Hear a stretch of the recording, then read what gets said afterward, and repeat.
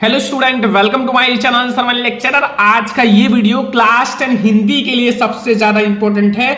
आज के इस वीडियो में हम लोग देखेंगे जो बोर्ड परीक्षा 2023 में स्टूडेंट पेपर देने वाले हैं क्लास 10 हिंदी का, आप लोग बोर्ड एग्जाम में निबंध कैसे लिखोगे। ठीक है, निबंध आपका 9 नंबर का रहता है और 9 नंबर में आपको 9 नंबर लाने के लिए निबंध सही तरीके से लिखना होगा। अभी मैं आपको बोर्ड एग्जाम में की कॉपी में लिख कर समझाऊंगा आपको कैसे निबंध लिखना है। सब कुछ आज के इस वीडियो में पता चल जाएगा। ठीक है, तो जैसा मैं आपको बताऊंगा, अगर बोर्ड एग्जाम में ऐसे निबंध लिखोगे ना तो आपको फुल मार्क्स जरूर मिलेगा। मतलब आपका एक भी नंबर एग्जामिनर नहीं काटेगा, क्योंकि ये बिल्कुल सही तरीका है। और ऐसे ही एक टॉपर जो होता है ना, टॉपर बोर्ड एग्जाम में निबंध लिखता है। ठीक है, तो बोर्ड एग्जाम में जैसा बताऊंगा वैसे ही निबंध लिखना। ठीक है, और हाँ, आज की इस वीडियो में आपको 5 ऐसे निबंध भी बताऊंगा जो बोर्ड एग्जाम 2023 में आपका जो 16 फरवरी को हिंदी का पेपर है ना, 100 नहीं 101% यही आएगा, क्योंकि ये वे निबंध हैं जो हर साल बोर्ड एग्जाम में आते ही हैं। और हाँ, आपके 2023 बोर्ड एग्जाम में जो 16 फरवरी को हिंदी का पेपर है ना, उसमें तो आएगा ही आएगा। ठीक है, और 2023 बोर्ड एग्जाम में आपका पक्का यही निबंध आएगा।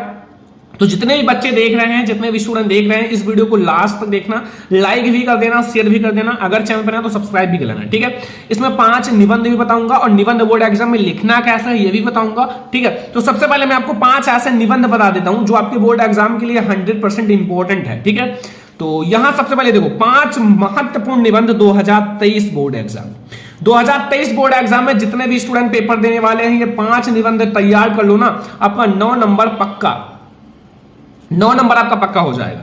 मतलब इससे बाहर बोर्ड एग्जाम में नहीं आएगा। ठीक है, तो कौन कौन सा निबंध है जो बोर्ड एग्जाम के लिए बहुत ज्यादा इंपॉर्टेंट है।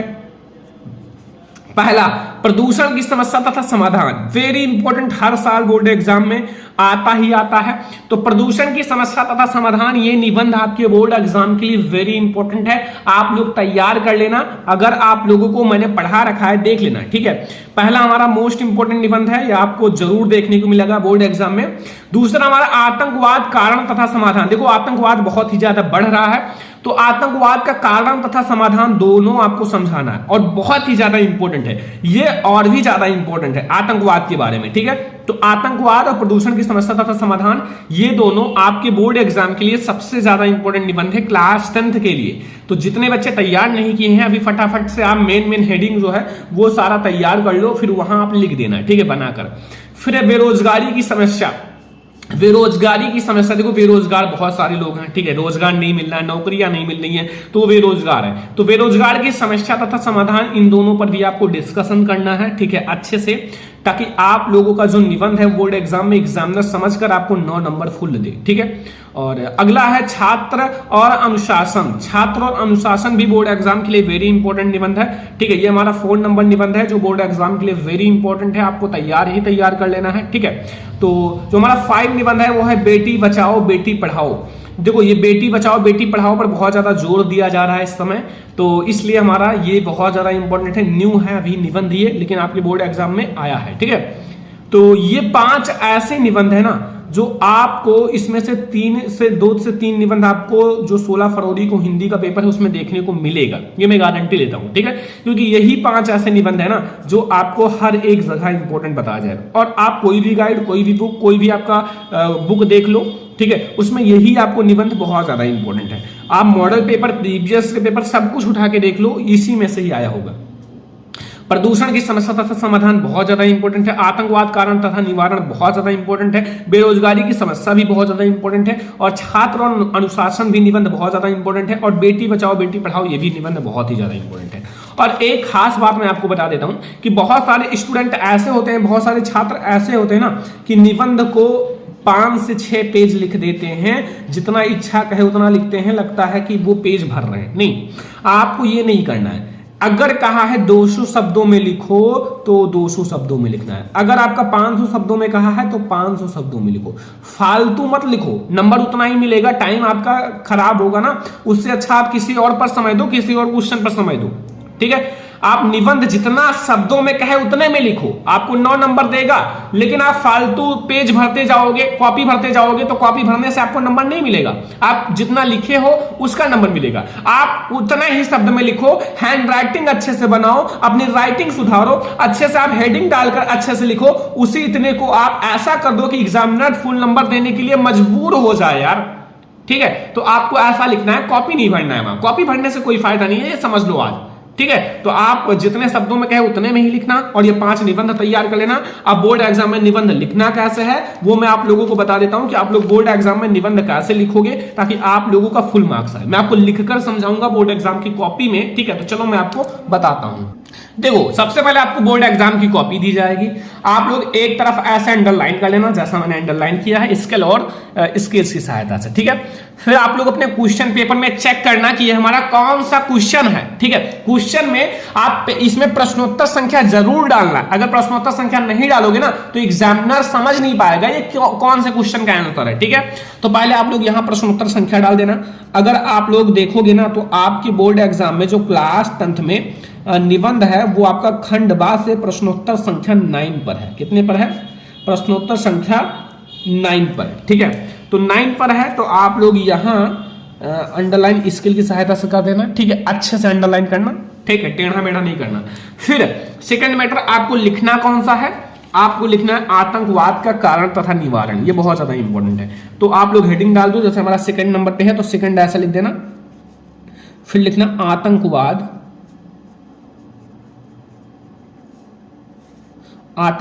का कारण तथा समाधान। ठीक है, आतंकवाद का कारण तथा समाधान हेडिंग डाल देना। ठीक है, अब इतना करने के बाद आपने एक तरफ अंडरलाइन कर लिया और जो स्टूडेंट गलतियां करते हैं वो है रूपरेखा। रूपरेखा मैंने देखा है 90% स्टूडेंट नहीं डालते हैं बोर्ड एग्जाम में। भाई रूपरेखा डाल दो ना। कोई कोई एग्जामिनर ऐसा होता है यही रूपरेखा देखकर और देख लेता है कितना हेडिंग बच्चे ने डिस्कस किया है, फुल नंबर दे देगा। ठीक है, सारे एग्जामिनर कॉपी पढ़ते नहीं है एक एक अक्षर। ठीक है, तो ये आप लोग डाल देना। पहला हमने हेडिंग डिस्कस किया है प्रस्तावना। ठीक है, दूसरा मैंने हेडिंग डिस्कस किया है आतंकवाद का अर्थ। तीसरा है आतंकवाद के एक विश्वव्यापी समस्या, मतलब पूरे विश्व में यह व्याप्त है, विश्वव्यापी समस्या है। और फिर हमने 4 हेडिंग डिस्कस किया है भारत में आतंकवाद, 5 नंबर आतंकवाद का समाधान, 6 नंबर है उपसंहार। कम से कम आपको 5 से 6 हेडिंग स्टूडेंट डिस्कस करना होगा, 5 से 6 हेडिंग, क्योंकि आपको फुल मार्क्स लाना है। तो सबसे पहले हम लोग हेडिंग डालेंगे प्रस्तावना। प्रस्तावना में देखो, सबसे पहले आप देखो प्रस्तावना को ध्यान से पढ़ो। प्रस्तावना में क्या है देखो, इसमें लिखा हुआ है कि मनुष्य भय से निष्क्रिय और पलायनवादी बन जाता है। मनुष्य जो है भय से निष्क्रिय और पलायनवादी बन जाता है, इसलिए लोगों में भय उत्पन्न करके कुछ असामाजिक तत्व अपने नीचे स्वार्थ की पूर्ति का प्रयास करने लगते हैं। ठीक है, स्वार्थ की पूर्ति करते हैं। ठीक है, देश से लाचारी करते हैं, इसीलिए तो यह आतंकवाद फैलता है। इस कार्य के लिए वो हिंसापूर्ण साधनों का प्रयोग करते हैं। इस कार्य को पूरा करने के लिए वो हिंसापूर्ण जो साधन है उनका प्रयोग करते हैं। ऐसी स्थितियां ही आतंकवाद का आधार है और आतंकवाद फैलने वाले आतंकवादी कहलाते हैं। जो आतंकवादी फैलाते हैं ना, आतंकवाद जो फैलाने वाले हैं ना, वही तो आतंकवादी कहलाते हैं। आतंकवादी जो आतंकवादी होते हैं, जो आतंक को फैलाते हैं। ठीक है, आतंकवाद का अर्थ मैंने बहुत शॉर्ट में लिखा है। ठीक है, आपके बुक में तो बहुत बड़ा लिखा रहेगा, लेकिन मैं आपको शॉर्ट में बता रहा हूं, ऐसे बोर्ड एग्जाम में लिखना। आतंकवाद का अर्थ आतंक प्लस वाद से बने इस शब्द का सामान्य अर्थ है आतंक का सिद्धांत। आतंक का सिद्धांत यह अंग्रेजी के टेररिज्म कहते हैं ना, शब्द का हिंदी रूपांतरण है। आतंक का अर्थ है पीड़ा, डर, आशंका। जैसे पीड़ा, आतंक होगा भाई तो पीड़ा होगा ही, डर भी रहेगा कि कहीं यहां ना बम गिर जाए, कहीं यहां ना आतंक हो जाए, आशंका भी रहेगा, आपको शंका भी रहेगा हमेशा यार कुछ गड़बड़ ना हो जाए। तो ऐसे करके आपका आतंक का ये अर्थ है, आतंकवाद का ये अर्थ है। ठीक है, छोटा सा मैंने लिखा, ज्यादा बड़ा नहीं लिखा, कि आप लोग उसको समझ सको और बोर्ड एग्जाम में उतना लिख सको। ठीक है, और तो आप अपने खुद से भी कुछ लिख सकते हो ना। तो आगे देखो अभी और हेडिंग, अगला हेडिंग देखो, आतंकवाद जो है एक विश्वव्यापी समस्या। आतंकवाद जो है पूरे विश्व में व्याप्त है। ऐसा नहीं कि केवल अपने ही देश में है, सारे देश में है। ठीक है, विश्वव्यापी है। आज लगभग समस्त विश्व में आतंकवादी सक्रिय हैं। आतंकवादी कौन है? सक्रिय है। सक्रिय का मतलब है, उपस्थित है। ये आतंकवादी समस्त विश्व में राजनीति स्वार्थों की पूर्ति के लिए सार्वजनिक हिंसा और हत्यारों का सहारा ले रहे हैं। मतलब जो राजनीति है, राजनीति स्वार्थ को पूर्ण करने के लिए वो सार्वजनिक हिंसा और हत्याओं का सहारा ले रहे हैं। और भौतिक दृष्टि से विकसित देशों में तो आतंकवाद की इस प्रवृत्ति के विकराल रूप ले लिया है। किसी देश द्वारा अन्य देशों में आतंकवादी गुटों को समर्थन देने की घटनाएं बढ़ेगी और राजनीतिज्ञों की हत्याएं, विमान अपहरण को समर्थन देने के लिए घटनाएं बढ़ेंगी। रासायनिक हथियारों का भी प्रयोग तेज होगा। जब आतंकवाद बढ़ेगा तो रासायनिक हथियारों का भी मतलब जो प्रयोग है वो तेजी से होगा, क्योंकि आतंकवाद को खत्म करने के लिए इसी का प्रयोग किया जाएगा। ठीक है, अगला है भारत में आतंकवाद। ठीक है, ऐसे ही हेडिंग डालना जैसा मैंने डाला है, देख लो, अंडरलाइन करना, अच्छे से हेडिंग डालना और अच्छे से लिखना। राइटिंग बहुत ज्यादा इंपॉर्टेंट है, राइटिंग जितनी अच्छी होगी उतना अच्छा मार्क्स मिलेगा। ठीक है, देखो, स्वाधीनता के पश्चात भारत के विभिन्न भागों में आते हैं। ठीक है, एंड आतंकवादी संगठनों द्वारा आतंकवादी हिंसा फैलाई गई है एंड इन्होंने बड़े बड़े सरकारी अधिकारियों को भी मौत के घाट उतार दिया। आतंकवादी जो होते हैं ना, वो बड़े बड़े सरकारी अधिकारियों को भी मौत के घाट उतार दिया है और इतना आतंक फैलाया कि अनेक अधिकारियों ने सेवा से त्याग पत्र दे दिया। मतलब अनेक ऐसे अधिकारी हैं जो सेवा से त्याग पत्र दे दिया, उस कार्य को करने से त्याग पत्र दे दिया। एंड भारत के पूर्वी राज्यों नागालैंड, मिजोरम, मणिपुर एंड त्रिपुरा, मेघालय, अरुणाचल प्रदेश और असम में भी उनके या फिर अनेक बार उग्र आतंकवादी हिस्सा फैली है। मतलब इन सब में भी आतंकवाद हुआ है, मतलब आतंकवादी लोग घुसे हैं और आतंकवाद किए हैं। कश्मीर घाटी में भी पाकिस्तानी तथ्यों द्वारा प्रेरित आतंकवादी प्राय राष्ट्रीय पर्वों पर, जैसे राष्ट्रीय पर्व 26 जनवरी, 15 अगस्त, गांधी जयंती, ठीक है, भयंकर हत्याकांड पर अपने अस्तित्व की घोषणा करते हैं। ठीक है, तो आतंकवादी इन सारे राष्ट्रीय पर्व पर करते हैं क्योंकि ये इसमें बहुत सारे लोग इकट्ठा होते हैं, इसलिए। ठीक है, तो भारत में आतंकवाद हो गया। ऐसे हेडिंग आप छोटा छोटा अच्छे से लिखना, ज्यादा बड़ा लिखने की कोशिश मत करना। ठीक है, तो अभी हम लोग और भी हेडिंग देखेंगे। अब आतंकवाद का समाधान समझ लो, समाधान कैसे किया जाएगा। भारत में विषमतम स्थिति तक पहुंचे आतंकवाद के समाधान पर संपूर्ण देश के विचारकों और चिंतन ने अनेक सुझाव रखे, किंतु यह समस्या अभी भी अनसुलझी ही है। मतलब अनसुलझी का मतलब अभी तक समाप्त नहीं हुआ है। इस समस्या का समाधान राजनीतिक दलों की गतिविधियों में परिवर्तन हो, दूसरे सीमा पार से प्रशिक्षित आतंकवादियों के प्रवेश और वहां से भेजे जाने वाले हथियारों व विस्फोटक पदार्थों पर कड़ी चौकसी रखनी चाहिए। मतलब जो हथियार भेजे जाते हैं एक दूसरे से दूसरे देश में, ठीक है, जिस रास्ते से भेजे जाते हैं उस पर अच्छे से निगरानी होनी चाहिए। ठीक है, वहीं से आतंकवाद होते हैं, वहीं से आतंकवादी लोग आते हैं। और तीसरा जो हमारा कदम है वो आतंकवाद को महिमा मंडित करने वाली युवकों को मानसिकता बदलने के लिए आर्थिक सुधार करने होंगे। मतलब जो आदमी है, युवक है, उनकी मानसिकता को भी बदलना होगा। ठीक है, तभी तो आतंकवाद कम होगा। समझ में आया। लास्ट में आपका हेडिंग है उपसंहार। 3 हेडिंग इंपॉर्टेंट होता है। एक, जैसे आपका प्रस्तावना और उसका प्रस्तावना के बाद उसका अर्थ है, जैसे प्रदूषण का अर्थ, आतंकवाद है तो आतंकवाद का अर्थ, बेरोजगारी है तो बेरोजगारी का अर्थ, फिर लास्ट में उपसंहार। ये 3 हेडिंग बहुत ज्यादा इंपॉर्टेंट होता है। उपसंहार में है, यह एक विडंबना ही है कि महावीर बुद्ध, गुरु नानक और महात्मा गांधी जैसे महापुरुष की जन्मभूमि पिछले दशकों से अधिक अशांत हो गई है। ठीक है, जब इनका जन्म हुआ था तो शांत था पूरी भूमि, अब अशांत हो गई है।